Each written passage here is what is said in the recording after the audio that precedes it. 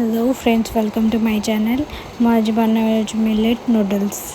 प्रथम आम पानी किसी गरम कर नूडल्स को बॉयल करने एपटे कड़े नहीं जाइए। कड़े कि तेल आम गरम करदे। तेल गरम करने भितर एपटे पानी रे किसी विनेगार मु पकईदेवी। विनेगार आम ये पकड़ा कि नूडल्स लगे चिपकना। टे लुण पकईदे। नूडल्स को सब आम भांगिकी एमती भल भाव सिझेवाई छाड़ीदे। एपटे मोर तेल गरम हो गला। जीरा पकईदे। किसी कंचा लंका काटिक रखी पकईदेली। कटा होता पियाज पकईदे। को टिके सालो फ्राए करदे।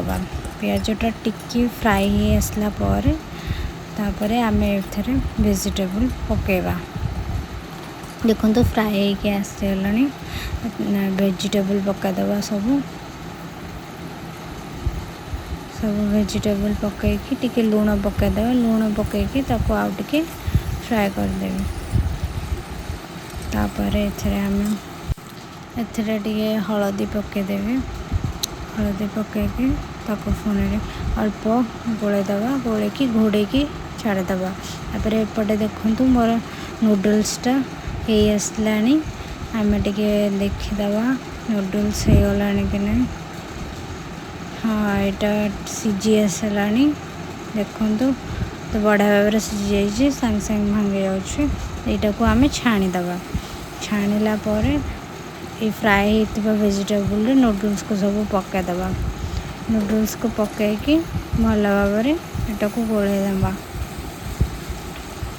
एथरे चाउमीन मसला पकईदे।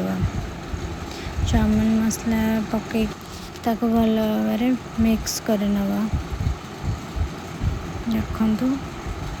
देखु बढ़िया भाव मिक्स कर मुझे छेचिकी रखी टिके गोलमरीच गुंड को पकईदे टिके स्पाइसी आसवाई। Tomato ketchup पकेबा।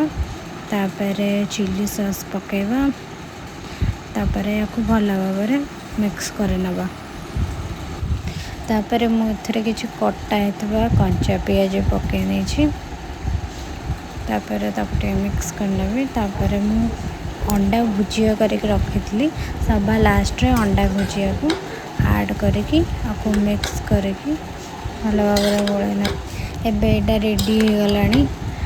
चलते देखिए मो हस्बैंड को केमिति लगुच चाउमीनटा। रिएक्शन कौन रोच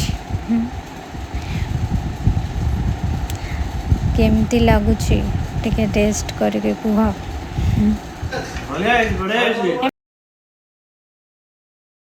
आपण मानक जदि मो वीडियो पसंद आसो प्लीज़ लाइक शेयर सब्सक्राइब करने प्लीज़।